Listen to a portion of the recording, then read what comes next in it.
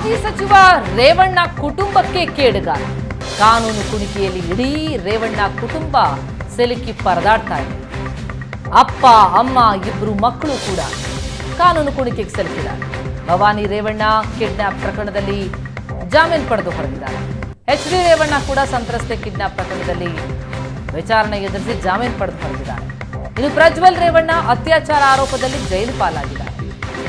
ಪ್ರಜ್ವಲ್ ಜೈಲಲ್ಲಿರುವಾಗಲೇ ಪ್ರಜ್ವಲ್ ಸಹೋದರ ರೇವಣ್ಣ ಹಿರಿಯ ಪುತ್ರ ವಿಧಾನ ಪರಿಷತ್ ಸದಸ್ಯ ಆಗಿರುವಂತಹ ಸೂರಜ್ ರೇವಣ್ಣ ಕೂಡ ಈಗ ಅರೆಸ್ಟ್ ಆಗಿದೆ.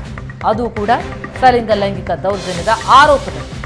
ಈ ಮೂಲಕ ಕಾನೂನು ಕುಣಿಕೆಯಲ್ಲಿ ಇಡೀ ರೇವಣ್ಣ ಫ್ಯಾಮಿಲಿ ಸಿಲುಕಿದೆ, ಕಂಗಾಲಾಗಿದೆ.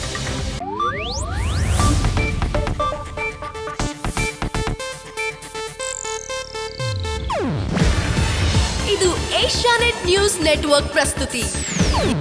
ನೀವು ನೋಡ್ತಿದ್ದೀರಾ ಏಷ್ಯಾನೆಟ್ ಸುವರ್ಣ ನ್ಯೂಸ್.